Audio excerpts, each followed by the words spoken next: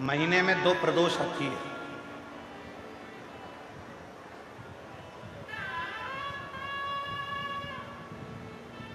एक माह में 2 प्रदोष। प्रदोष का मतलब क्या है?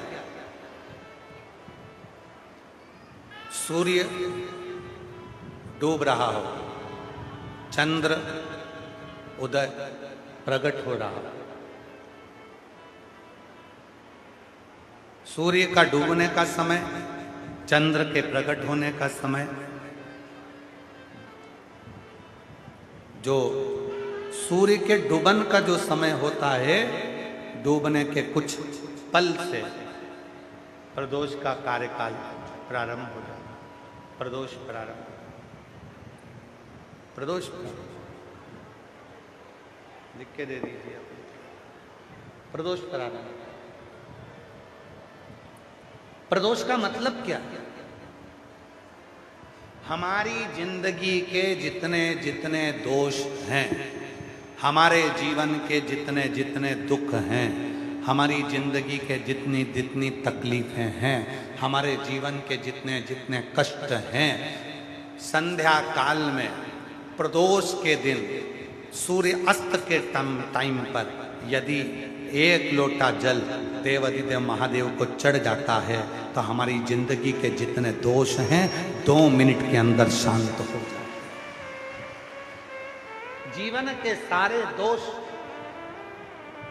जीवन की सारी तकलीफें, जीवन के सारे कष्ट, जीवन की सारी परेशानियां, जीवन के सारी तकलीफें, जहां सारे दोष मिट जाएं, उसको कहते हैं प्रदोष।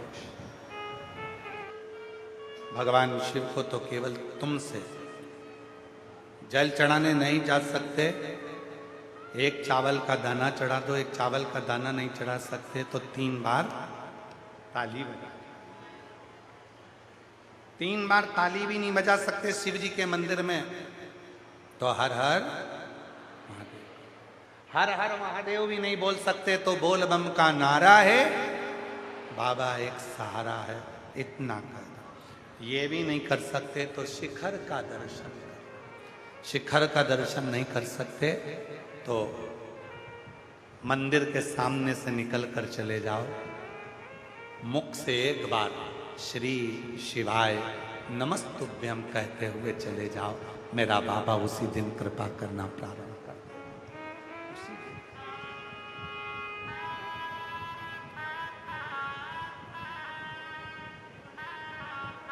उसी दिन कृपा कर। दुनिया के आगे प्रभु चुपचाप मेरे दाम, दुनिया के आगे प्रभु चुपचाप मेरे दाम, मेरा तू ही तो हमदर्द जिसे हर दर्द कहता मेरा तू ही तो हमदर्द है जिसे हर दर्द कहता। जग है छलावा तेरे अलावा, किसी पे भरोसा नहीं, किसी पे भरोसा नहीं, मुझे दाना पानी सिवा तेरे दानी किसी ने परोसा नहीं, किसी ने परोसा नहीं, भला कैसे भूलूं मैं तेरी खूब ढूंढा मेहरबानी। नहीं मिला, थाने में रिपोर्ट भी कराई नहीं मिला, थक गई रो रो के। आखिरी में किसी के कहने पर मेरठ कथा सुनने चली गई बेटे का फोटो लेकर, वहीं बैठकर कथा सुनकर पशुपति व्रत चालू कर दिया। 5वां सोमवार 108 दाना चढ़ा रही थी और बेटा उसी समय पर आ गया। ये शिव की उदारता। एक बार जोर रखो। मेरा तू ही तो हमदर्द है, जिसे हर दर्द कहता दुनिया के आगे प्रभु चुपचाप मेरे दुनिया के आगे प्रभु चुपचाप मेरे मेरा तू ही तो हमदर्द है, जिसे हर दर्द कहता मेरा तू ही तो हमदर्द है, जिसे हर दर्द कहता। इतना बहुता में मेरे शंकर को नहीं चाहिए भाई, बहुत सारा मेरे शिव को नहीं चाहिए। मेरे शिव को तो थोड़ा दीजिए, मेरे शंकर को तुम थोड़ा भी दोगे तो उसको स्वीकार होगा। बहुता की चाह मेरे शंकर भगवान को नहीं।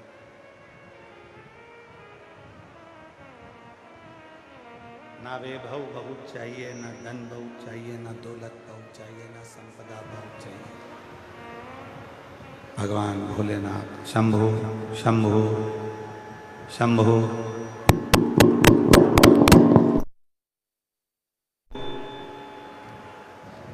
भगवान शिव को केवल तुम्हारा भाव चाहिए, और वो भी शुद्ध। तुम्हारे धन से, तुम्हारी दौलत से या तुम्हारी संपदा से शिव को प्रियता नहीं। क्या शिवजी का अभिषेक गन्ने के रस से करना चाहिए? हमने कहा बिल्कुल करो। फल के रस से, गन्ने के रस से, ईख के रस से, तुम्हारी मर्जी पड़े उससे शिव जी का अभिषेक करो।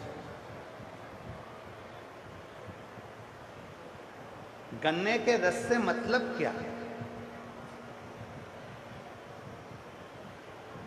क्या सार तत्व है गन्ने के रस से?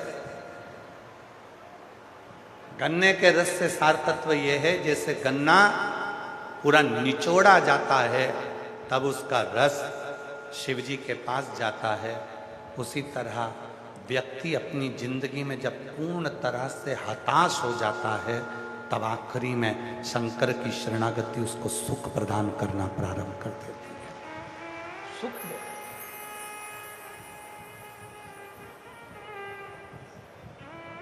जो दुनिया में सताए ना होते, जो दुनिया में सताए ना होते तो तेरे दर पर आए ना होते।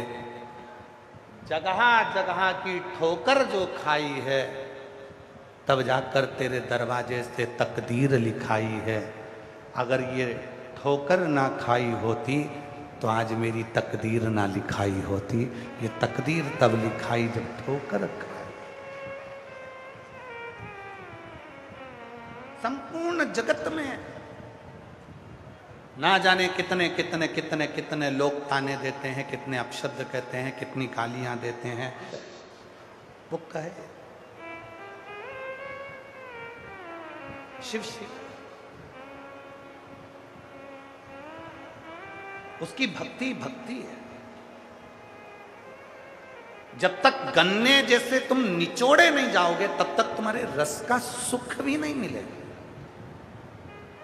जब तक तुम्हें ताने नहीं पड़ेंगे, अपशब्द नहीं पड़ेंगे। मीराबाई को ताने पड़े, जहर का प्याला भेजा गया, शेर के सामने खड़ा कर दिया, नाग का पिटारा भेजा गया। रामकृष्ण परमहंस जी को लोगों ने अपशब्द कहा, संत तुकाराम, नामदेव जी, किसको नहीं। मीराबाई, कर्माबाई, जितने भी थे, राष्ट्र के जितने संत हुए, सभी को ताने दिए गए, सबको अपशब्द कहा गया। पर आखिरी में जब निचोड़ निकला तब शिव की शरणागति का सुख मिला। कोई तुमसे कहे कि तेरी नौकरी नहीं लग सकती, कोई तुमसे कहे कि तुझे बच्चे नहीं हो सकते, कोई तुमसे कहे कि तेरी बीमारी अच्छी नहीं हो सकती, उस जगह पर तुम चुप होना। विश्वास पर संपूर्ण भगवान शंकर की शक्ति और भक्ति टिकी हुई।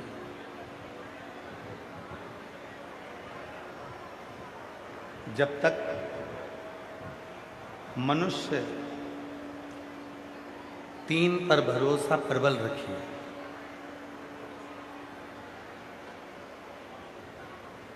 और वो करना भी चाहिए। एक अपने आप पर पूर्ण भरोसा रखो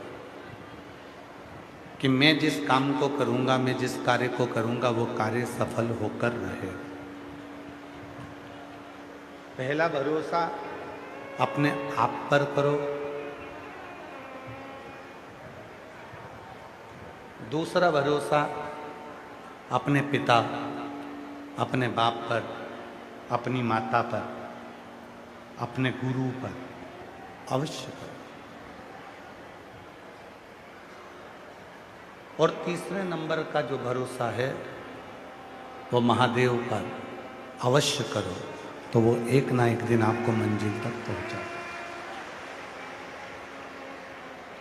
जिस व्यक्ति ने अपनी जिंदगी में अपने आप पर भरोसा करा, जिसने स्वयं पर भरोसा करा, उसको एक ना एक दिन मंजिल जरूर मिली। हम और आप क्या करते हैं कि अपने आप पर भरोसा नहीं कर पाते। हम और आप क्या करते हैं कि अपने आप पर भरोसा दृढ़ नहीं कर पाते।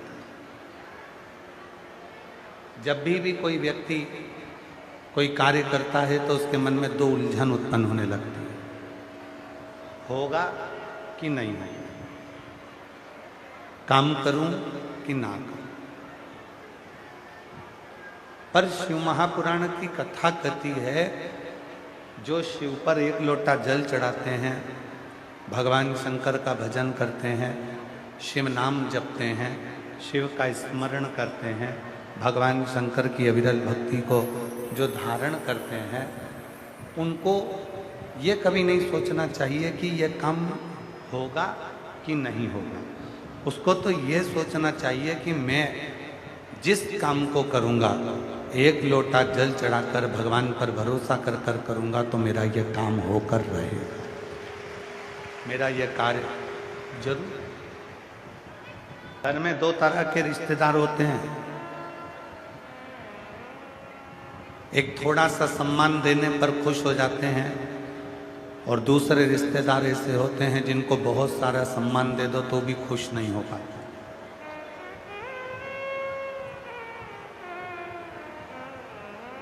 घर में 2 तरह की बहुएं होती हैं। एक बहू वो होती है जो सबको अपना मान लेती है, और दूसरी बहू ऐसी होती है जो केवल मायके को अपना मानती है, बाकी के ससुराल को अपना नहीं मानती।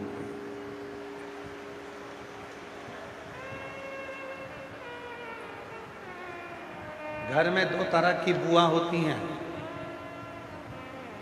2 तरह की बुआ, 2 तरह की नंदे, 2 तरह की बेटी होती है। एक थोड़ा सा सम्मान मिलता है, और वो बुआ, वो बेटी, वो ननंद अपने मायके की खुशियों को देखकर खुश हो जाती है।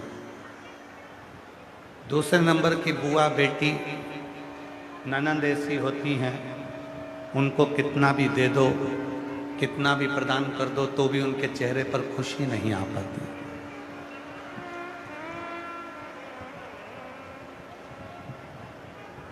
एक वो जिसको थोड़ा मिला और उसमें वो खुश है, एक वो जिसको बहुत मिला तो भी उसके चेहरे पर खुशी नहीं।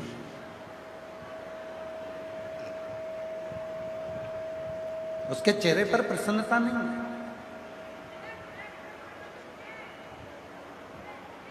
हमने कई बार देखा है कई लोग जब आगे आकर बैठते हैं, सामने बैठते हैं, उनको जब सोफा कुर्सी मिल जाता है तो भी उनको संतुष्टि नहीं हो पाती कि मुझे स्टेज पे नहीं बुलाया। अरे भाई, ये उसकी कृपा जो उसने अपने तक हमको बुला लिया।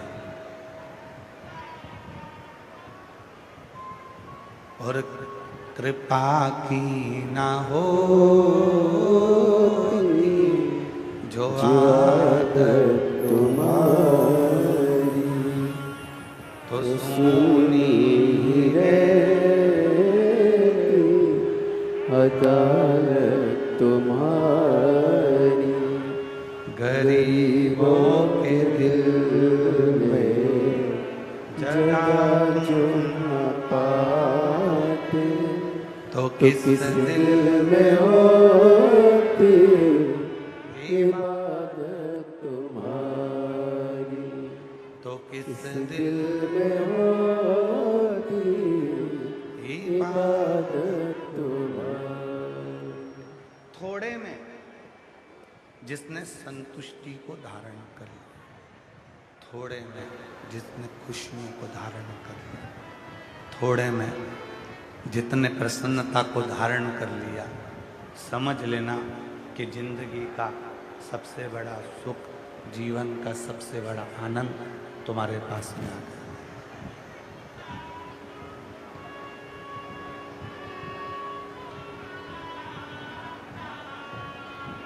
एक बहुत बड़ा समुद्र है,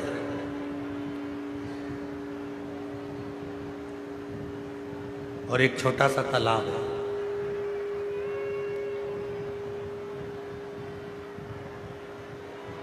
एक बहुत विशाल समुद्र है और एक छोटा सा तालाब। समुद्र बनना सरल है, पर छोटा तालाब बनना कठिन है। समुद्र बनना इसलिए सरल है क्योंकि समुद्र में सब जगह का जल आ जाता है। समुद्र में हर जगह का पानी, प्रत्येक नदियों का पानी समुद्र में आकर मिल जाता है। एक समुद्र है, एक नदी, छोटा सा तालाब। समुद्र बनना सरल है। सारी नदियों का पानी आपके पास में आ जाएगा, आप समुद्र बन जाओ।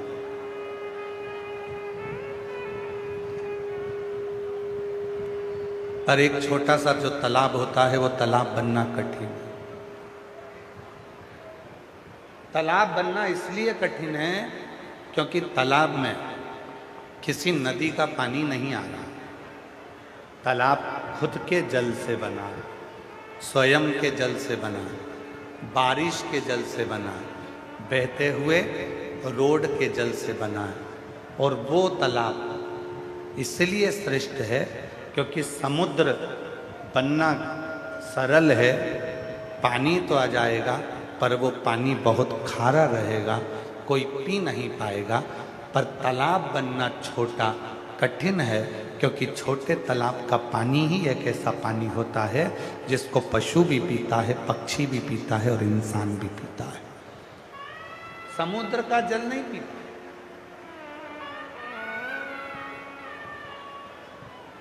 अगर कोई पशु, पक्षी, कोई जानवर, कोई मनुष्य, कोई भी अगर जल पिएगा तो छोटे तालाब का जल पिएगा। ये नहीं जाते लोग समुद्र को देखने के लिए चले जाएंगे, समुद्र की लहरों का आनंद लेने के लिए चले जाएंगे, समुद्र में जहाज में घूमने के लिए चले जाएंगे, समुद्र के किनारे चले जाएंगे, पर समुद्र का पानी नहीं पिएंगे। समुद्र का पानी कोई पीता नहीं, खारा।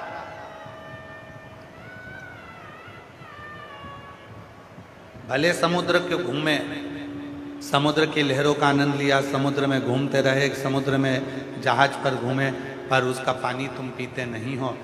तालाब छोटा है, भले तुम उस पर घूमने नहीं गए, भले तुम उसमें जहाज पर नहीं घूमे, भले तुमने उसकी लहरों का आनंद नहीं लिया, पर उसका पानी देखकर जब प्यास लगे तो पीने का मन कर जाता है और वो तालाब का पानी खारा नहीं होता, खारा नहीं होता।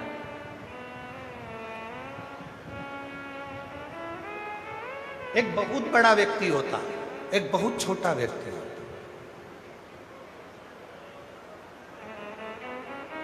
हो सकता है हमारी बात का आप लोगों को थोड़ा बुरा लग जाए तो लग जाए, दूसरी बार मत बुलाना, पर कहकर जरूर जाएंगे। एक बहुत बड़ा व्यक्ति होता है, एक बहुत छोटा व्यक्ति होता है। आप छाती ठोक कर कहते हो कभी कभी, जब आप उलझ जाते हो, जब आप कहीं ना कहीं किसी रिश्तेदार के यहाँ जाते हो तो छाती ठोक कर कहते हो, वो है ना हमारा चंडीगढ़ में रहता है, वो हमारा मौसी के लड़के का लड़का है।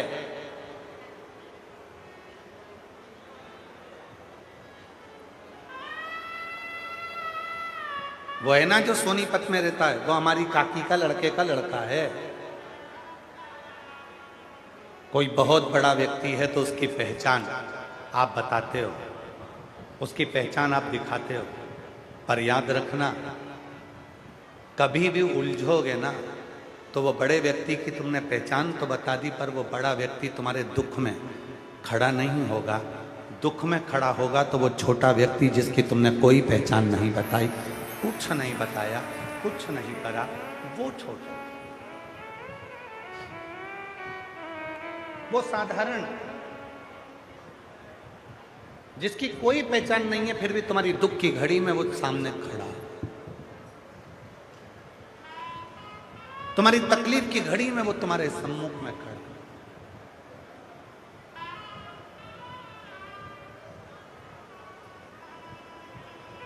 और मांगा है भोलेनाथ से वरदान एक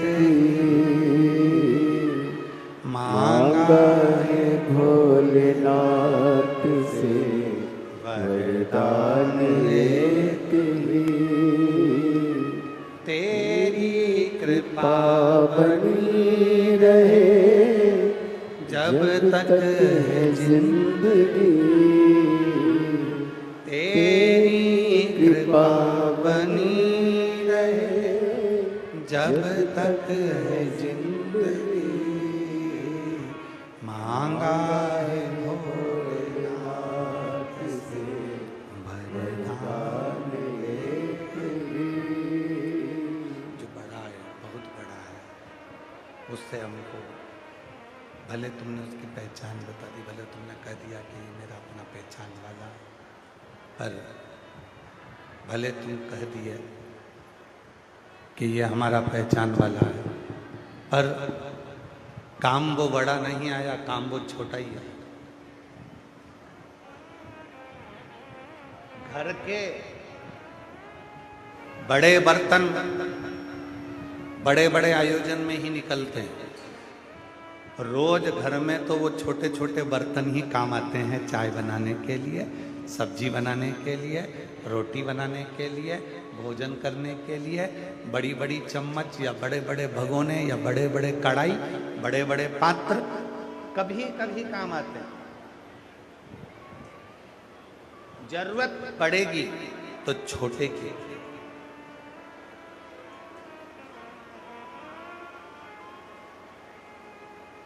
समुद्र बनना सरल हो सकता है, पर तालाब बनना कठिन है।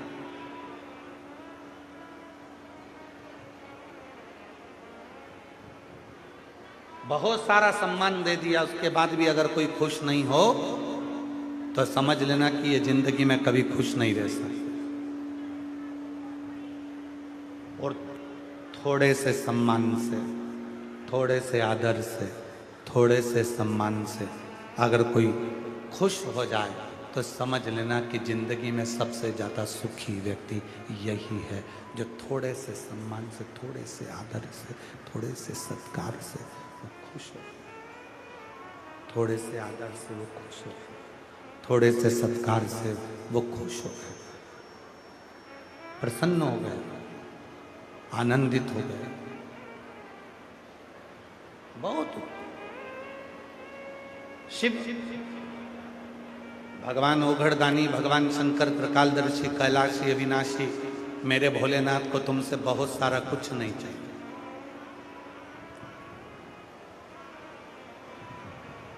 मेरे भोले बाबा को तो केवल तुम्हारा एक लोटा जल मिल गया, बेलपत्र मिल गई, दुर्वा मिल गई, चावल का एक दाना मिल गया, वो भी नहीं मिला तो 3 बार ताली मिल गई, वो भी नहीं मिला तो हर हर महादेव मिल गया, वो भी नहीं मिला तो बोल बम का नारा है और बाबा एक सहारा है, वो मिल गया।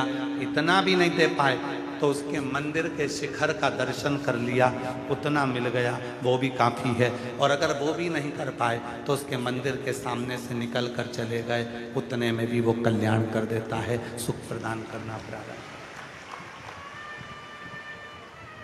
वो कृपा करना प्रारंभ कर देता, वो दया करना प्रारंभ कर देता, वो करुणा करना प्रारंभ कर। हिम्मत मत हारना।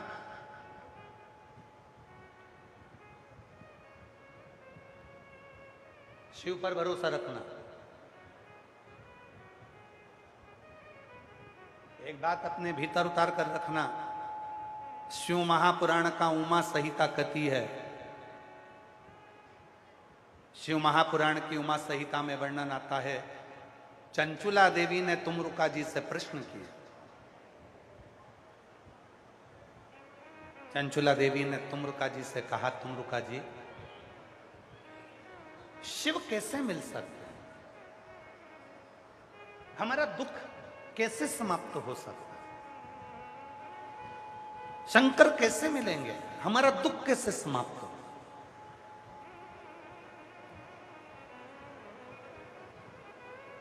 जो तुमरुका जी ने कहा, पूरे हरियाणा वासी ही नहीं पूरा विश्व इस कथा को सुने। पुरुषोत्तम मास की जो कथा चल रही है, घरोंडा अनाज मंडी में नगर खेड़ा सुधार सभा घरोंडा द्वारा जो कथा कराई जा रही है हरियाणा की इस पवित्र भूमि पर, वो थोड़ा ध्यान से इसके स्मरण में सुने। शिव कैसे मिले, भगवान शंकर कैसे मिलेंगे, हमारा दुख कैसे मिटेगा, हमारी तकलीफ कैसे मिटेगी, ये चंचुला देवी ने प्रश्न किया है तुमरुका जी से। और तुमरुका जी ने इस प्रश्न का उत्तर दिया, सुनो चंचुला, शिव के मिलने से पहले कोई शंकर का भक्त मिलता है, और वो शंकर का भक्त जब मिल जाए और तुम उस भक्त के वचन पर तुम भरोसा करना प्रारंभ कर दो, तो समझ लेना कि तुम्हारा दुख मिटना प्रारंभ हो गया और तुम्हें शिव मिल गया।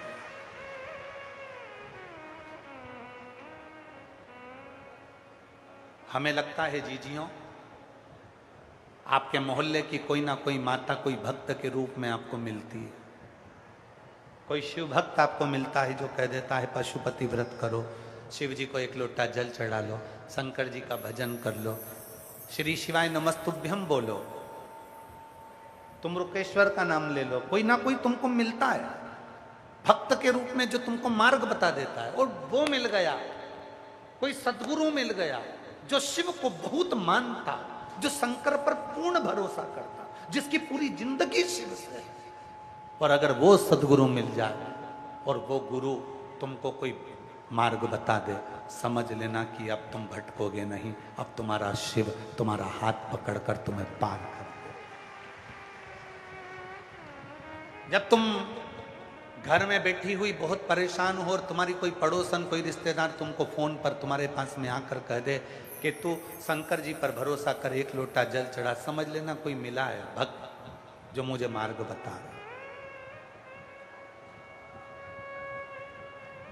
एक पत्नी का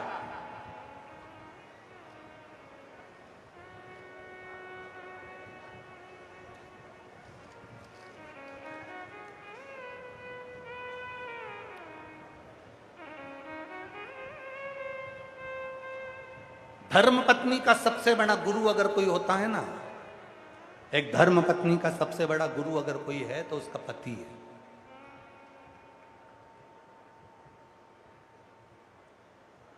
तुम्हारी रक्षा भी करता, समय समय पर तुमको कोई उपदेश भी दे देता, समझाने का प्रयास भी करता।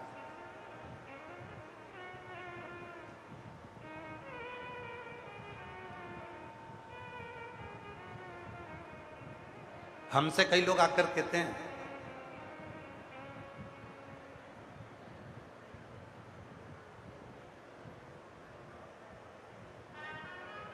अरे गुरुजी, हमने देखा वो वाले बाबा है ना, चारों तरफ अग्नि जलाकर तप कर रहे हैं।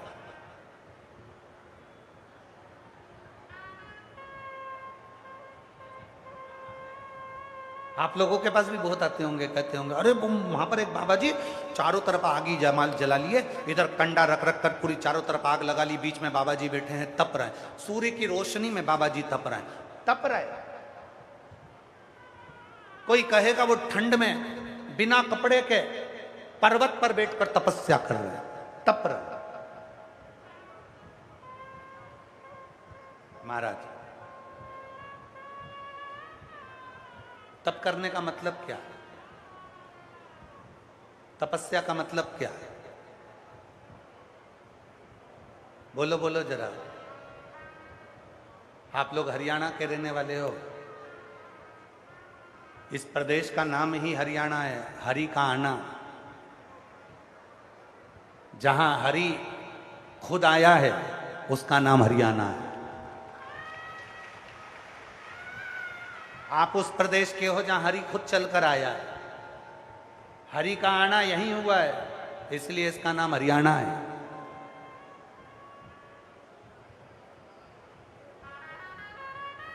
गीता का उपदेश पूरे विश्व में अगर फैलाने वाला कोई क्षेत्र है तो यह प्रदेश हरियाणा है। यहां हरि खुद आकर बोलता है, वो हरियाणा है। जहां की प्रकृति की शोभा पूरा विश्व देखता है, वो हरियाणा है। ये साधारण नहीं है।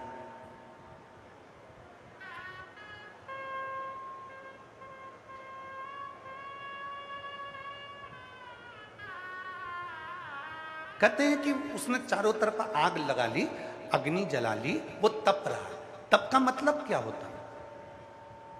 वो पर्वत पे जाके बैठ गया ठंड में, इतनी ठंड पड़ रही है, हिमालय पर इतनी ठंड पड़ रही है, उत्तराखंड में, और वो ठंड में पर्वत की कंदरा पर्वत में जाकर बैठ गए। वो संत, वो साधु, वो सन्यासी कहां तन पर कपड़ा नहीं है, तप रहे हैं। तप का मतलब क्या है? सूर्य की रोशनी में तप रहे, तप का मतलब क्या? अग्नि में तप रहे, तप का मतलब क्या? तप का मतलब है सहन करना। अग्नि को सहन कर लेना, ठंड को सहन कर लेना, धूप को सहन कर लेना, तप का मतलब है सहन करना। और शिव महापुराण की कथा क्या कहती है? अग्नि सहन करना सरल है, अग्नि का तप करना सरल है। पर्वत पर बैठकर तप करना सरल है, ठंड को सहन करना सरल है। सूर्य की प्रचंड गर्मी को सहन करना सरल है। शिव महापुराण की कथा कहती है, पर एक काम कठिन है, अपने घर के बुजुर्गों की बात को सहन करना कठिन है।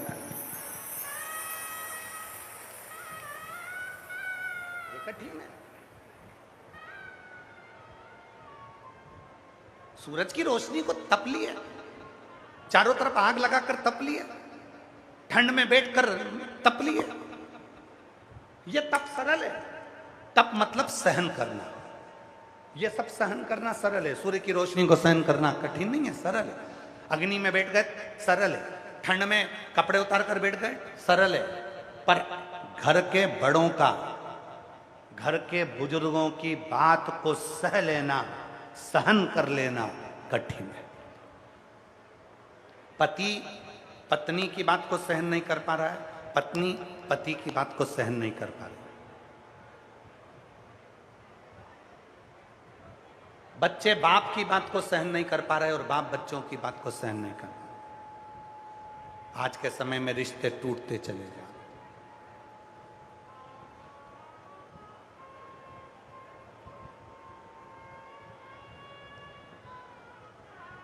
जितने प्रेम से आप करवा चौथ पर अपने पति का मुख चलनी में देखती हो ना,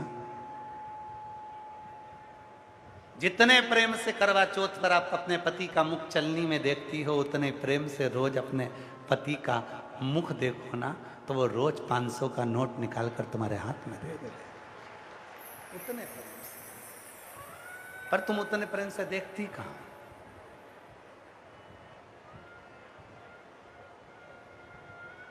जिस दिन करवा चौथ आती है, तुम पति का मुख चलनी में देखती हो और पति चंद्रमा को धन्यवाद देता है कि तू हर बार क्यों नहीं आता है, हर चतुर्थी को तू ऐसा बन जा कि मेरी पत्नी मेरे चरणों को प्रणाम करे और मेरा मुख देखे, और इतनी ही प्रसन्नता से देखे जितनी प्रसन्नता से आज देख। आज आपस का प्रेम खत्म हो गया, और प्रेम खत्म करने वाला कोई दूसरा नहीं है। प्रेम खत्म करने वाला कोई दूसरा नहीं है। किसी की दम नहीं है कि पति और पत्नी के प्रेम को खत्म कर दे कोई। पति और पत्नी के प्रेम को खत्म करने वाला कोई दूसरा नहीं है। पति और पत्नी के प्रेम को खत्म करने वाला तुम्हारे हाथ में रहने वाला मोबाइल है। पहले दोनों बैठते थे, बात करते थे, रात को पलंग पर थोड़ी देर बात करते, चित्त करते, बच्चों की बात करते, परिवार की बात करते, सास ससुर की बात करते, अपनी बात करते, व्यापार की बात करते, और बात करते करते दोनों को नींद आ जाती थी। आज के जमाने में बात करने की फुर्सत नहीं है। बच्चे अपना मोबाइल लेकर बैठे हैं, मम्मी अपना मोबाइल लेकर बैठी है, और रात को सोने से पहले पत्नी अपना मोबाइल चला रही है, पति अपना मोबाइल चला रहा है। सुबह उठते हैं, दोनों ऑफिस के लिए भाग जाते हैं, नौकरी पैसा जो भी व्यापार आदि करते हैं उसकी ओर चले जाते हैं। रोटी बनाकर रख देती हैं, खा लेते हैं, टिफिन चले जाता है, बच्चे स्कूल चले जाते हैं, वो मोबाइल फिर हाथ में रह जाता है। आपको पहले भी कथा में कहा, आज फिर कहते हैं, ध्यान लगाकर सुनना इस बात को। मोबाइल आया, रेडियो खत्म हो गया। पहले रेडियो सुनते थे लोग, पर मोबाइल आने के बाद रेडियो खत्म हो गया। मोबाइल आया, टार्च खत्म हो गई। बोलो हुई कि नहीं हुई? पहले टार्च रखते थे, अब मोबाइल में टार्च जलती है। मोबाइल आया, सीडी प्लेयर बंद हो गया। मोबाइल आया, टाकीज बंद हो गए, टाकीज खत्म हो गए। मोबाइल आया, पंडितों ने पंचांग देखना खत्म कर दिया, मोबाइल पे पंचांग देख लेते हैं, पंचांग खत्म हो गए। मोबाइल आया, कैलेंडर देखना बंद हो गया, कैलेंडर पंचांग सब मोबाइल पर आते, कैलेंडर खत्म हो गया। मोबाइल आया, टाकीज बंद, टाकीज खत्म हो गए, टार्च खत्म हो गई, सब कुछ खत्म हो गया। और जिस दिन तुम्हारा मोबाइल तुम्हारी पत्नी के हाथ में आया तो तुम भी खत्म।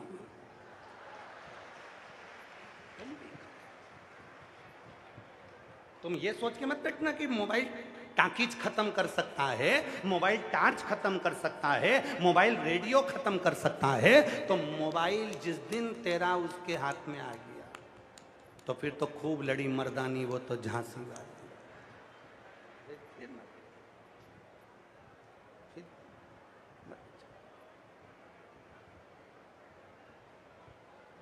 इसीलिए कजन कितने लॉक होते हैं मोबाइल के अंदर। फेस का लॉक, जब तक वो ऐसी मुस्कुराए नहीं तब तक वो खुले नहीं। कहीं वो ऐसा स्किन का लॉक, कहीं कजन कौन सा लॉक, कजन कौन सा लॉक, 25 लॉक अंदर लगे रहते हैं। 25 काय के लिए? खुले। जैसे हो वैसे रहो। मेरे शंकर भगवान को प्रियता क्या है? तुम जैसे हो वैसे रहो।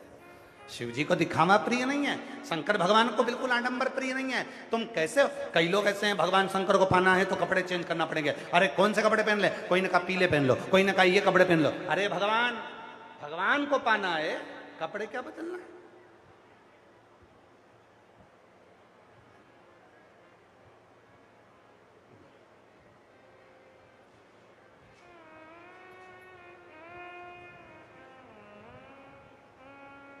उसको पाने के लिए वस्त्र की नहीं, उसको पाने के लिए भाव की जरूरत। भाव।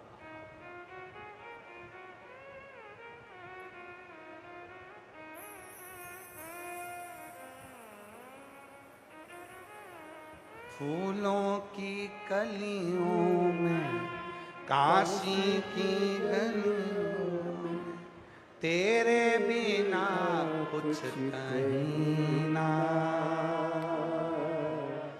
तेरे बिना भी क्या जीना, तेरे बिना भी क्या जीना। ओ शंभू रे, तेरे बिना भी क्या जीना। ओ शंभू रे, तेरे बिना भी क्या जीना। फूलों की कलियों में, काशी की गलियों में, फूलों की कलियों में, काशी की गलियों में, तेरे बिना कुछ कहीं ना, तेरे बिना भी क्या जीना। ओ शंभू रे, तेरे बिना भी क्या जीना। ओ भोले रे, तेरे बिना भी क्या। हम उसके आश्रित होकर चले, उसको बहुता में कुछ नहीं, थोड़ा सा प्रेम चाहिए, थोड़ा सा।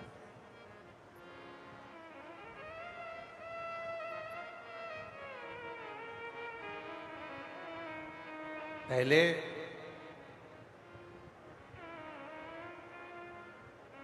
लोग स्पेशलिस्ट के पास जाते थे, और जाना भी चाहिए। घड़ी की दुकान पर ही घड़ी खरीदने जाओ तभी आनंद है, सोनार की दुकान पर ही सोना खरीदने जाओ तभी आनंद है।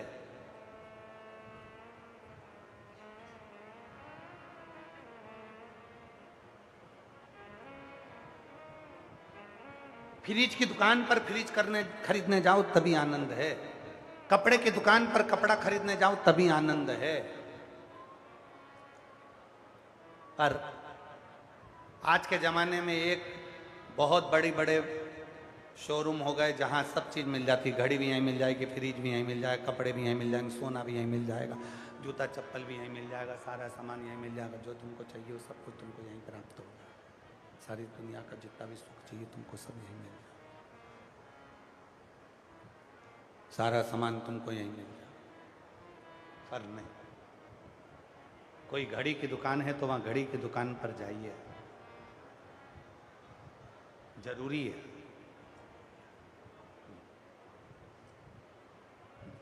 दुख है बहुत सारा, तकलीफ है बहुत सारी, कहां जाना चाहिए आज के व्यक्ति को मालूम ही नहीं, किसके पास जाना चाहिए।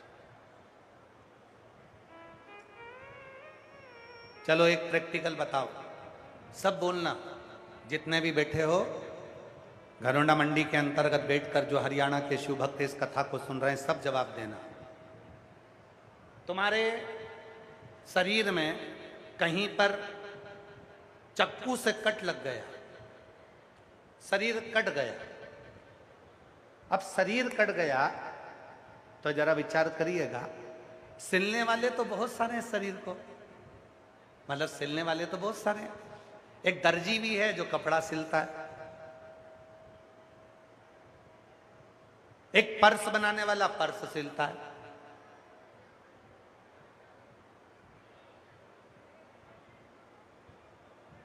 बैग वाला बैग सिलता है,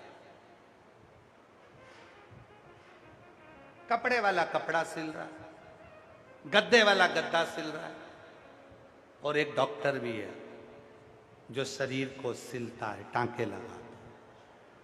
अब सब उत्तर देना। शरीर में कट लग गया तो तुम दर्जी के पास जाओगे, पर्स सिलने वाले के पास जाओगे, कि डॉक्टर के पास जाओगे? जम के बोलो, डॉक्टर के पास जाओ। क्यों डॉक्टर के पास जाओगे? सिलता तो दर्जी भी है, उसके पास सिलवा लो। जब कट लगा है तो नहीं साहब नहीं, वो कपड़े सिल सकता है पर शरीर नहीं सिल सकता। तो पर्स सिलने वाले के पास नहीं, वो पर्स सिल सकता है परंतु वो शरीर नहीं सिल सकता। शरीर तो केवल एक ही सिल सकता है, वो डॉक्टर है। और वो डॉक्टर को अंदाजा है कि कैसे टांके लगाना है, कैसे सही होगा, कैसे इंजेक्शन लगाना है, कैसे गोली देना है, वो डॉक्टर को अंदाजा है। उसी तरह जैसे शरीर में कट लगा तो तुम दर्जी के पास नहीं गए, तुम बैग सिलने वाले के पास नहीं गए, तुम डॉक्टर के पास गए। उसी तरह जब पृथ्वी पर दुख तुम्हारे जीवन में आता है तो शिव पुराण कहती है तुम 10 जगह क्यों जाते हो, एक डॉक्टर है शिव, दुख आए लोटा भर कर पानी लेकर चले जाओ, वो तुम्हारे दुख को समाप्त करने की सामर्थ्य रखता है।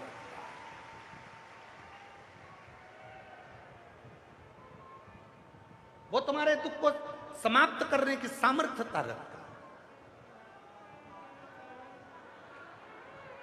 कट लगाए ना शरीर में, तकलीफ हुई ना शरीर में, तो डॉक्टर के पास जाना पड़ेगा। दर्जी कपड़ा सिल सकता है, शरीर नहीं सिलेगा। बैग वाला बैग सिल सकता है, शरीर नहीं सिलेगा। शरीर सिलने वाला तो केवल डॉक्टर ही होगा। और डॉक्टर कौन? शिव पुराण में केवल एक पुराण ऐसी है जिसमें डॉक्टर को शंकर कहा गया है, जिसमें डॉक्टर को शिव कहा गया है, जिसमें डॉक्टर को विश्वास कहा गया है। इसलिए शिव पुराण कहती है तुम्हारे शरीर में रोग आया, बीमारी आई, कोई रोग आ गया, कोई बीमारी आ गई, तो यहां वहां मत जाना। किसी के पास कोई कहते हमारे पास आ जाओ, ने हम तुम्हें पानी दे देंगे, कोई कहे हम तुम्हें भभूति दे देंगे, कोई तो कहे हम तुम्हें बेल दे देंगे, कोई कहे हम तुम्हें नारियल दे देंगे। ऐसे ढोंग प्रपंच में मत फंसना। अगर शरीर में रोग आया है, सबसे पहले अपने चिकित्सा केंद्र में जाइए, हॉस्पिटल में जाइए, डॉक्टर को दिखाइए। और डॉक्टर जब कहे कि ऐसी जांच कराओ, डॉक्टर के गोली खाओ, डॉक्टर के ऐसा करो वैसा करो। और साथ में जब डॉक्टर अपना काम करने लगे, फिर शंकर भगवान को एक लोटा जल चढ़ाना प्रारंभ कर दो, क्योंकि डॉक्टर और शंकर दवा और दुआ दोनों काम कर जाएगी और तुम ठीक होकर रह जाओ। आडंबर में मत फंसना, इधर उधर आडंबर में मत चले जाना कि शरीर में रोग हो गया, बीमारी हो गई और कोई ने कह दिया नहीं मैं डॉक्टर को नहीं दिखाऊंगी, नहीं मैं डॉक्टर के पास नहीं जाऊंगी, मुझे तो बाबा जी ने कह दिया था तू ठीक हो जाएगी, तू भभूति खा ले ठीक हो जाएगी, तू बेल बांध ले ठीक हो जाएगी। ना ना ना, अगर रोग आया है, बीमारी आई है और वो भी इस कलयुग में आई है, तो कलयुग में अगर बीमारी आती है तो कलयुग का अगर कोई डॉक्टर है, कलयुग का अगर कोई ईश्वर माना जाता है तो डॉक्टर को शिव माना जाता है। इसलिए विश्वास रखकर डॉक्टर के पास जाए, चिकित्सा केंद्र पर जाए, हॉस्पिटल जाए, भटकना नहीं है हम। अब शरीर में कट लग गया, कहां जा रहे हो? दर्जी के पास। अरे साहब तुम कपड़े सिलते हो तो ये कट भी सिल दो ना, हमारे शरीर में लग गया। डॉक्टर दर्जी कहेगा हाथ जोड़ू, मैं नहीं सिल सकता दादा, लोग मुझे कुछ का कुछ करेंगे। तुम बैग सिलने वाले के पास गए, मेरे शरीर में कट लग गया, तुम सिल दो, वो भी नहीं सिलेगा। सिलेगा तो डॉक्टर सिलेगा।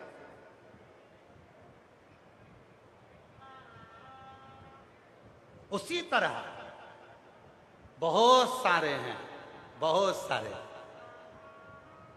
कोई कहेगा उनके पास चले जाओ दुख कट जाएगा, कोई कहेगा उनके पास चले जाओ दुख कट जाएगा। बहुत सारे सिलने वाले तो बहुत सारे, मत जाओ। अंत समय प्रभु वचन दिया तो आए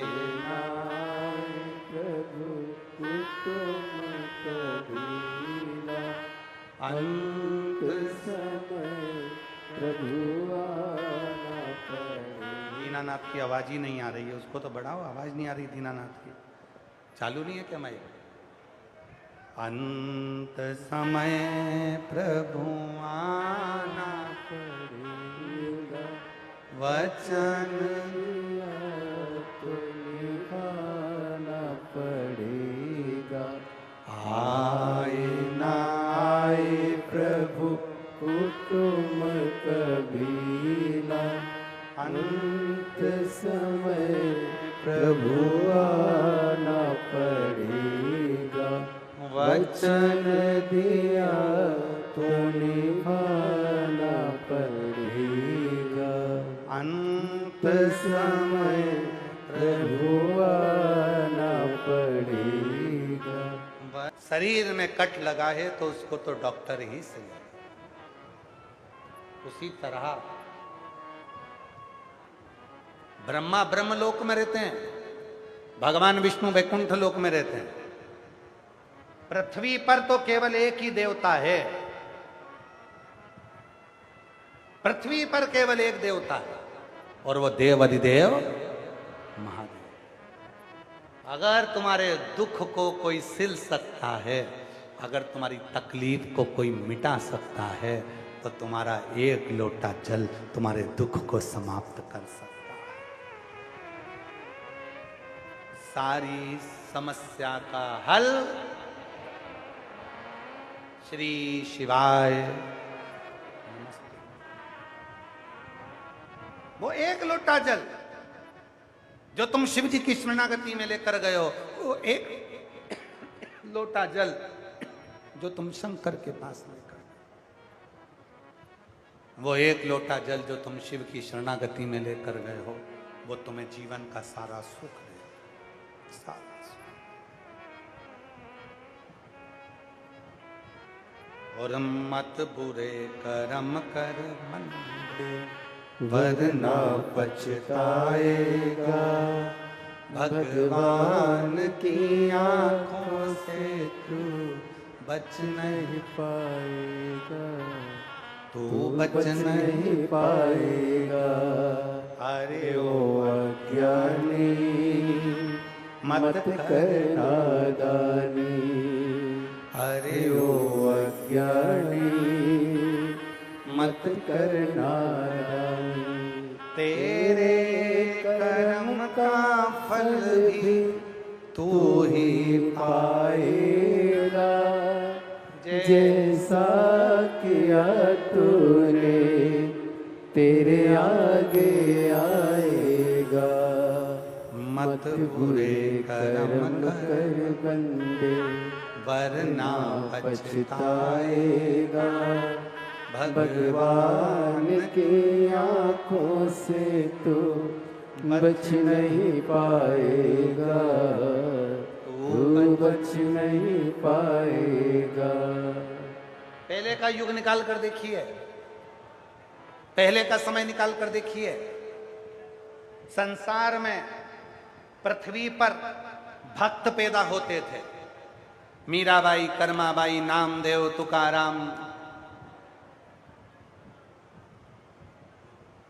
कितने भक्त, धन्ना जाट, आदि कादि, कर्माबाई, मीराबाई, रामकृष्ण परमहंस, संत तुकाराम, नामदेव जी, भारत के कितने संत, कितने साधु। पहले का समय निकाल कर देखिए, भक्त पैदा होते थे। अब आज का समय निकाल कर देखो तो हर व्यक्ति अपने आप को भगवान समझता है। अब भक्त पैदा ही नहीं होता, आजकल तो सीधे डायरेक्ट भगवान पैदा होते हैं। आज के समय में भक्त पैदा नहीं हो रहा, आज के समय में भगवान पैदा हो। जिसे देखो वो एक ही काम करता है, हम तुम्हारा दुख मिटा देंगे, हम तुम्हारी तकलीफ मिटा देंगे, हम तुम्हें परमात्मा से मिला देंगे, तुम तो भगवान हो गए जी। पहले भक्त पैदा होते थे, आजकल भगवान पैदा हो रहे हैं।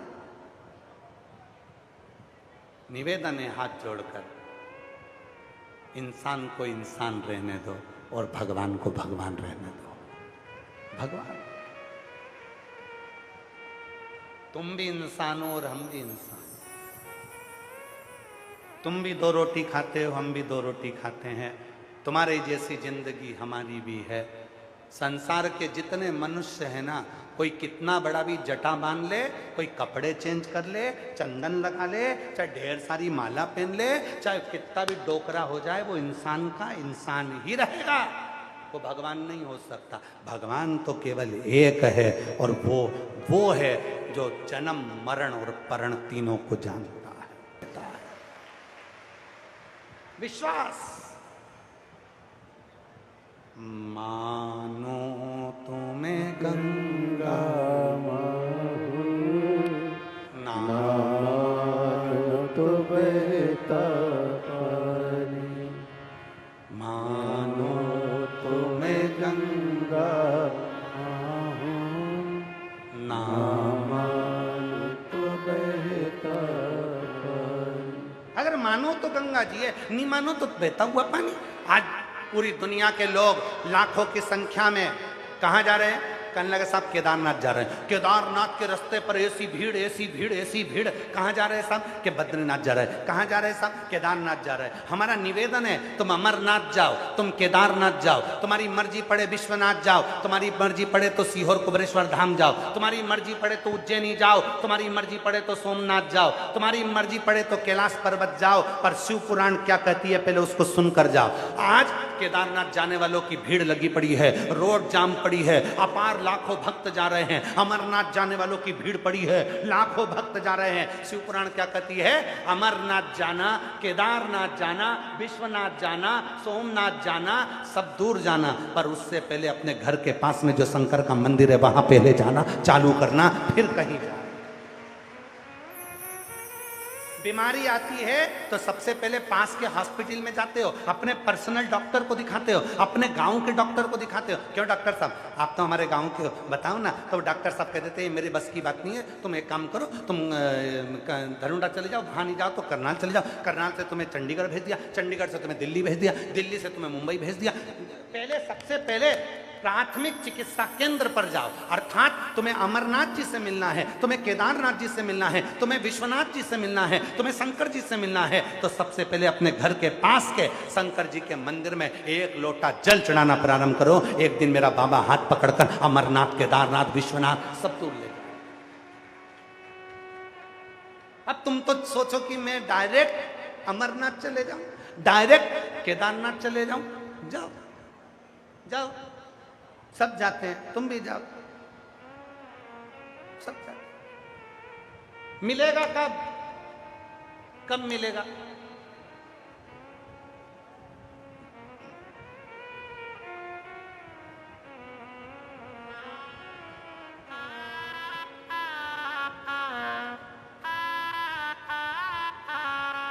एक कार्ड होता है, क्या बोलते हैं, जिससे पैसा निकलवाते हैं, एटीएम। एटीएम का एक कार्ड होता है।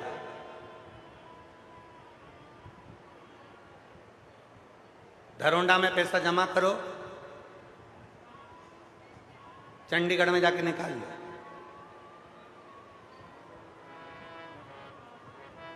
जमा करना पड़ेगा तब वहां निकलेगा। उसी तरह एक लोटा जल शिव के मंदिर में चढ़ाते रहो, चढ़ाते रहो, चढ़ाते रहो।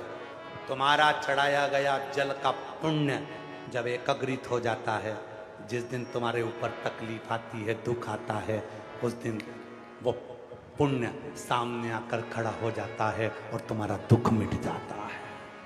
तुम्हारा वो समाप्त हो।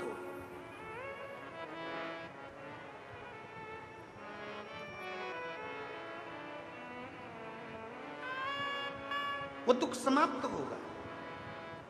और अब दया करो है भोलेनाथ, मस्त रहूं तेरी मस्ती में। अब दया करो हे भोलेनाथ, मस्त रहो तेरी मस्ती में। अब दया करो है भोलेनाथ, मस्त रहूं तेरी मस्ती में। अब दया करो हे भोलेनाथ, मस्त रहो तेरी मस्ती में। मेरे सिर पर रख दो अपना हाथ, मस्त रहूं तेरी मस्ती में। ओ मेरे सिर पर रख दो अपना हाथ, मस्त रहो तेरी मस्ती में। अब दया करो हे भोलेनाथ, मस्त रहो तेरी मस्ती में। अब दया करो हे भोलेनाथ, मस्त रहो तेरी मस्ती में। राधे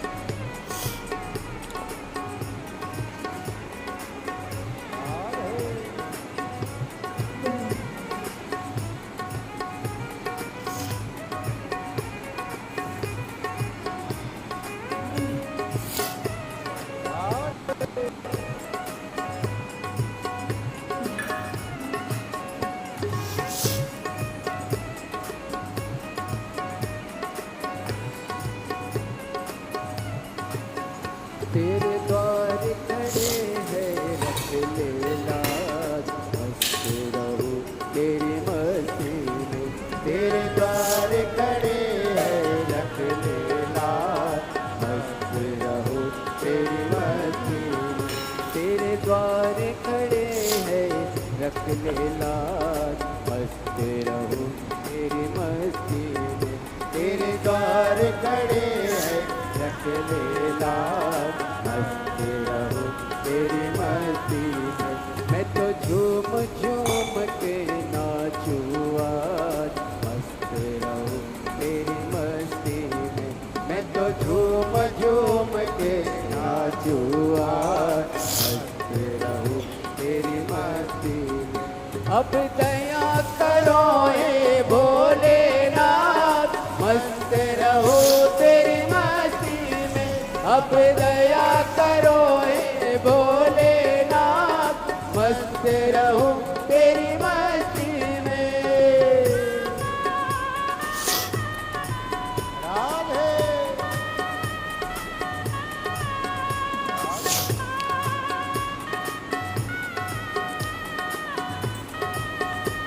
हरि बोल।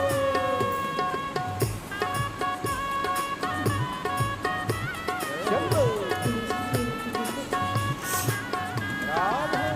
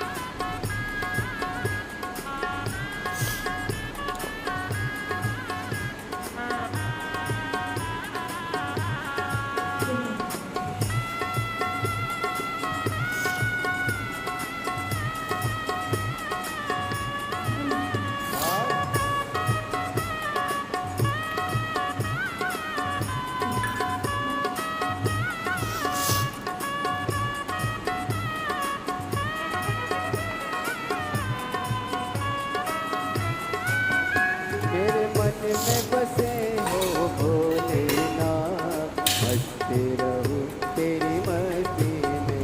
मेरे मन में बसे हो भोलेनाथ, मस्त रहूं तेरी मस्ती। ओ मेरे मन में बसे हो भोलेनाथ, मस्त रहूं तेरी मस्ती में। ओ मेरे मन में बसे हो भोलेनाथ, मस्त रहूं तेरी मस्ती में। ओ मैं तो हर पल करूं प्रभु तेरी आस, मस्त रहूं तेरी मस्ती में। मैं तो हर पल करूं प्रभु तेरी आस, मस्त रहूं तेरी मस्ती में। अब दया करो हे भोलेनाथ, मस्त रहूं तेरी मस्ती में। अब दया करो हे भोलेनाथ, मस्त रहूं तेरी मस्ती में।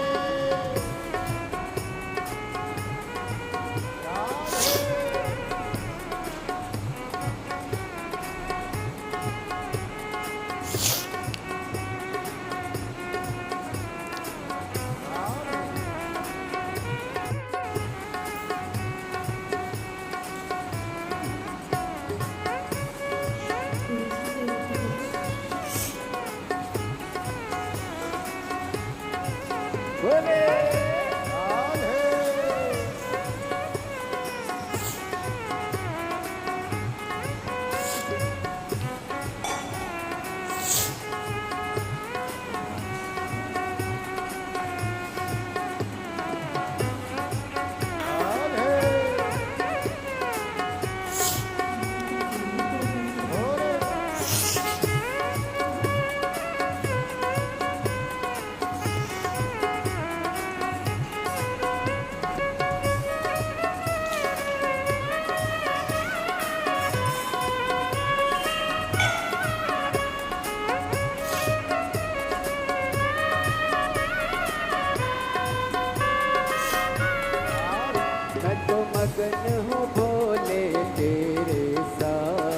मस्त रहूं तेरी मस्ती में।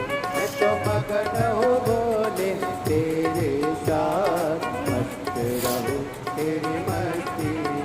ओ मैं तो मगन हूँ भोले तेरे साथ, मस्त रहूं तेरी मस्ती में। मैं तो मगन हूँ भोले तेरे साथ, मस्त रहूं तेरी मस्ती में। जब हरे हरे भोले दिन और रात, मस्त रहूं तेरी मस्ती में। जब हरे हरे भोले दिन और रात, मस्त रहूं तेरी मस्ती में। अब दया करो हे भोलेनाथ, मस्त रहूं तेरी मस्ती में। अब दया करो हे भोलेनाथ, मस्त रहूं तेरी मस्ती में। मेरे सिर पर रख दो अपना हाथ, मस्त रहूं तेरी मस्ती में।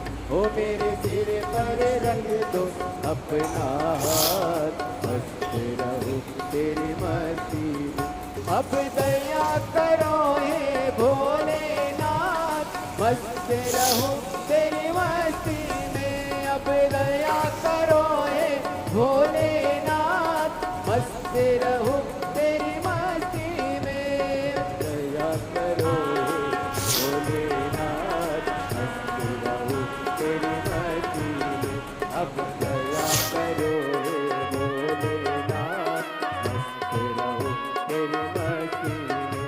अब दया करो हे भोलेनाथ, मस्त रहूं तेरी मस्ती में।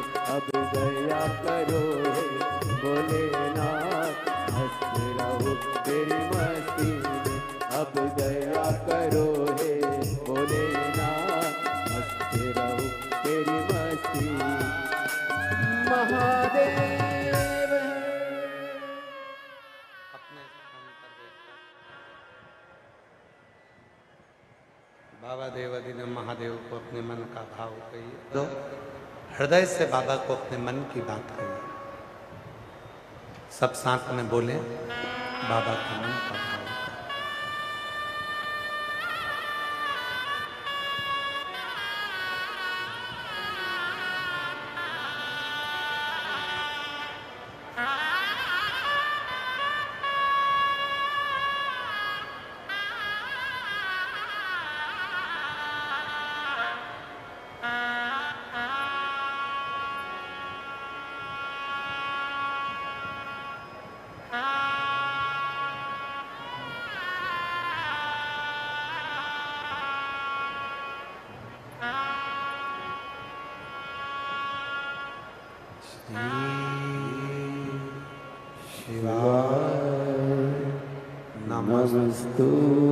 नमस्तुभ्यं श्री शिवाय नमस्तुभ्यं श्री शिवाय नमस्तुभ्यं श्री शिवाय नमस्तुभ्यं श्री शिवाय नमस्तुभ्यं।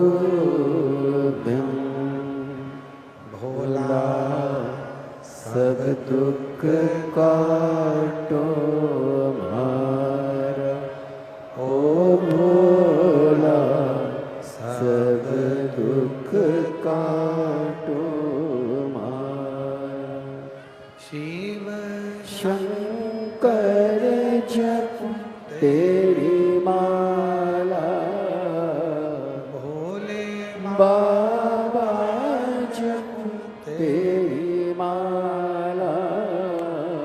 भोला सब दुख काटो हमारा, ओ भोला सब दुख काटो हमारा। वेश है मंगल मंगलकारी, वेश है मंगल मंगलकारी। शमशान वासी हमारा,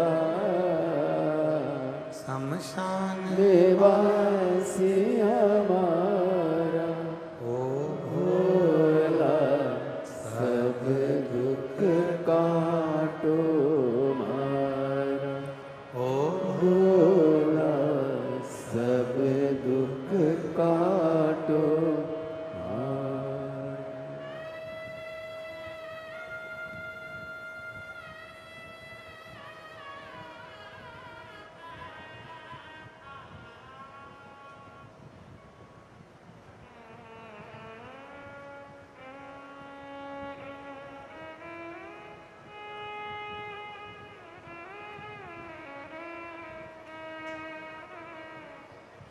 बाबा देव अधिदेव महादेव भगवान शिव, ओगड़दानी त्रिकालदर्शी कैलाशी अविनाशी भगवान शिव की कथा कर रहे हैं।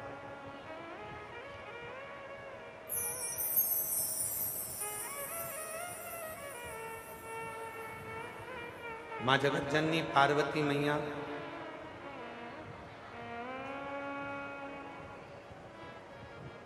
शिव जी से विवाह कर कर जब कैलाश पर पहुंची,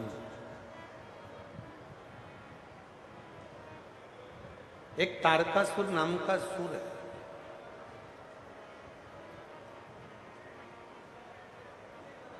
और उस तारकासुर का संहार यदि हो सकता है तो केवल शिव के द्वारा या शिव के पुत्र के द्वारा हो सकता है।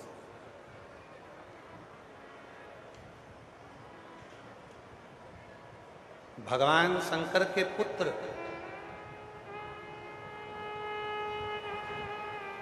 उसको मार सकते, क्योंकि उन्होंने वर में ही यही मांगा। तारकासुर ने जो वर में मांगा, तो वर में मांगा ही यही है कि मैं अगर मरूं तो शिव के पुत्र के द्वारा, अगर मेरे प्राण छूटते हैं तो शंकर भगवान के पुत्र के द्वारा छूटे।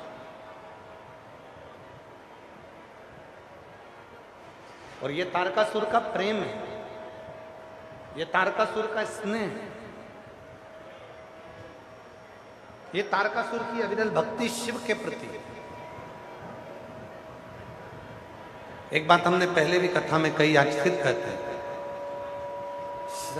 33 कोटि देवता में केवल एक देव हैं, देव अधिदेव महादेव। 33 कोटि देवता में केवल एक देव हैं, देव अधिदेव महादेव, जिनका कोई विरोधी नहीं, इनका कोई विरोधी नहीं, इनके सब अपने, इनका कोई विरोध करने वाला नहीं। इनके जितने भी मिलेंगे सब अपने मिलेंगे, कोई इनका विरोध करने वाला नहीं मिलेगा। भगवान शंकर का कोई विरोध नहीं। राम जी के सम्मुख में लंकापति रावण थे, भगवान कृष्ण के सम्मुख में कंस था, भगवान विष्णु के सामने हिरण्यकशिपु, हिरण्याक्ष, बहुत सारे थे, बहुत सारे। पर केवल एक देव अधिदेव महादेव एक ऐसे हैं जिनका कोई विरोधी नहीं, जिनका कोई शत्रु नहीं।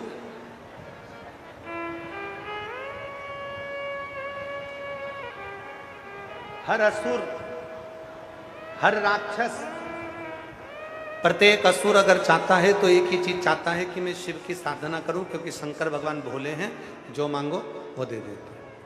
उनसे ज़्यादा उनका तप करने की जरूरत नहीं पड़ती, ज़्यादा उनके तप की जरूरत नहीं पड़ती। उनको जो मांगोगे वो दे देंगे, जो मांगो वो दे देंगे। जो दिल से मांगोगे वो दिल से दे देगा, जो दिल से मांगोगे। बोलो बोलो बोलो। मेरा भोला भंडारी है, खाली झोली भर देगा। मेरा भोला भंडारी है, खाली झोली भर देगा। 33 कोटि देवता में केवल एक देव अधिदेव महादेव ऐसे हैं जिनका कोई विरोधी नहीं है। असुर भी हैं तो उनका पक्ष है, देवता है तो भी उनका पक्ष है, गंधर्व हैं तो भी उनका पक्ष है, किन्नर हैं तो भी उनका पक्ष है।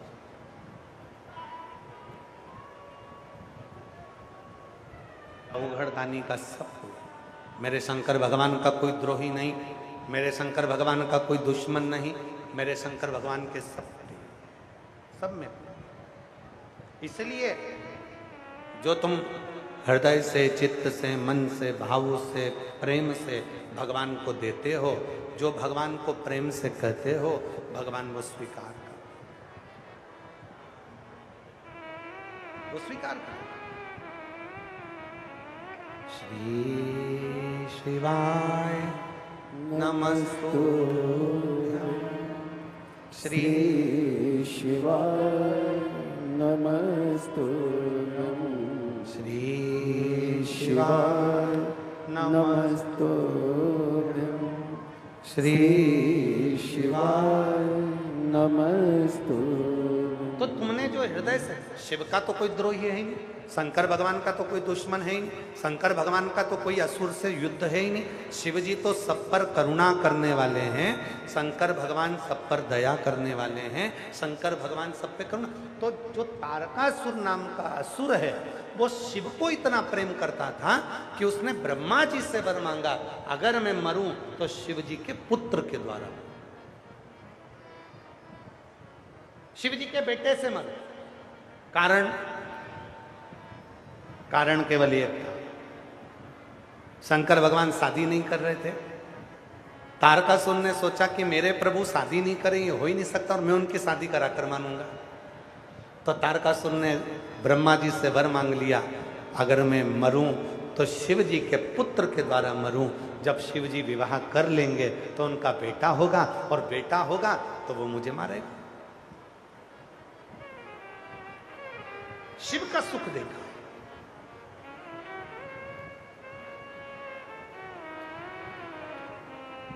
तीन चीजें हैं शिव को प्रसन्न करने के लिए। जितने श्रोता बैठे हैं सब सावधानी से सुनिए। तीन चीजें हैं भगवान शंकर को प्रसन्न करने के लिए। पहले नंबर पर है एक लोटा जल, सारी समस्या। दूसरे नंबर पर है भगवान शंकर के मंदिर में जाकर झाड़ू लगा लेना, सफाई कर लेना, बुआरी लगा देना, शंकर जी के मंदिर को साफ कर देना। और तीसरे नंबर पर है शिव जी के मंदिर में या बेलपत्री के वृक्ष के नीचे या शंकर भगवान के मंदिर में एक दीप प्रज्वलित कर देना, दीपक लगा। रोज प्रतिदिन शिव के मंदिर में या प्रदोष के दिन या सोमवार के दिन या तो बेलपत्री के पेड़ के नीचे या शंकर जी के मंदिर में दीप जलाना। तीन चीज। जल चढ़ाने वाले की सारी समस्या का हल शिव कर देते हैं। झाड़ू बुआरी करने वाले के, जो शिव जी के मंदिर में झाड़ू लगाता है, पोछा लगाता है, बुआरी लगाता है, सफाई करता, भगवान उसकी जितनी दरिद्रता है, उसके जीवन में जितनी तकलीफ है, उसको साफ कर देते हैं। और तीसरे नंबर पर है दीपक जलाने वाला। उसको अगर कहीं मार्ग नहीं मिलता, उसको कोई रास्ता नहीं मिलता, उसके बच्चों को कोई राह नहीं मिलती, तो वो दीप जलाते जलाते एक दिन शिव को प्राप्त कर लेता। पशुपति व्रत में कितने दिए लगाए जाते हैं? जम के बोलो जरा। 6।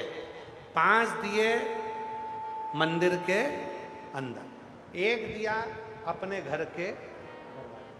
बहुत सावधानी से सुनना कथा। अब कई लोग प्रश्न करते हैं कि ये 6 दिए ऐसा क्या करते हैं? 5 कर्मेंद्री, 5 ज्ञानेंद्री का दिया शिव के मंदिर में, हमारी सारी इंद्रियां आपको समर्पित है। और 1 दिया मन का, 11वीं इंद्री का अपने दरवाजे पर। मेरे बाबा, आप उन इंद्रियों को संयमित कर कर मेरे मेरे पंच महादेव, हे मेरे पंच कैलाश, हे मेरे पंचानन, हे मेरे शिव, कृपा करने वाले, उसको हृदय की बात कहे।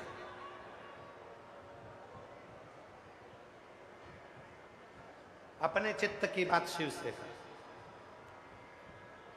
शिव के मंदिर में ये 3 चीजें सुख प्रदान करती है। पहले नंबर पर जल, दूसरे नंबर पर मंदिर में लगाई गई झाड़ू पोछा सफाई, तीसरे नंबर पर शंकर जी के मंदिर में लगाया गया दीप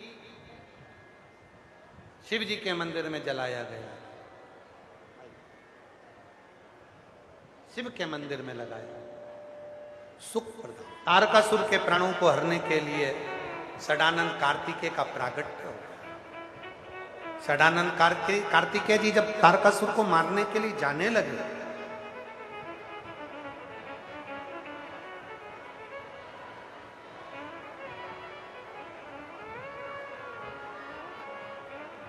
पार्वती जी ने कह दिया इसके हृदय में बाण नहीं लगना चाहिए क्योंकि ये तुम्हारे पिता को भसता, पिता को। और षडानंद कार्तिकेय जी ने तीक्ष्ण बाण छोड़े जो तारकासुर को लगे पर उसके हृदय को छेदित नहीं। तारकासुर प्राणों को छोड़ दिया। उसके 3 बेटे थे, तारकाक्ष, विदुम, माली और कमलाक्ष। तीनों का तप आगे वर्णन आया सुंदर। विदल और उत्पल 2 असुरों का संहार माता पार्वती जी ने कुंदुक का प्रहार कर कर विदल और उत्पल का संहार किया। वो कुंदुक शिव जी के चरणों में जाकर गिरा, उसका नाम कुंद कैश्वर महादेव हो गया। जब हम डॉक्टर सब की दवाई लेते हैं, दवाई हमारे शरीर में अगर असर नहीं करती तो कुंद कैश्वर महादेव के नाम से वो दवाई ली जाए। कुंद कैश्वर महादेव, शिव जी का नाम है कुंद कैश्वर। हम कई बार हमारी जीजियों को, हमारे जीजाओं को, बेटियों को, बेटाओं को, बुजुर्ग माता पिता से कहते हैं, मान लो अगर शरीर में रोग है और वो रोग नहीं जा रहा तो शंकर भगवान पर एक बेलपत्री को चढ़ाकर जल 7 बार कुंद कैश्वर महादेव का नाम लेकर थोड़ा थोड़ा जल 7 बार चढ़ाइए। उसी जल को झेलकर नंदी के पास पीना चालू कर दीजिए। धीरे धीरे आपको दवाई असर करने लगेगी और आपका रोग का निवारण होगा। पुरुषोत्तम मास की शिवरात्रि 13 जून को है। आप और हम सब मिलकर 13 जून को शिवरात्रि को शाम को 7 बजे अभिषेक करेंगे भोलेनाथ जी का। और जो आप लोगों को 5 चीजें बताइए वो समर्पित करेंगे। बाबा का पार्थिव शिवलिंग का निर्माण करेंगे और पूजन करेंगे।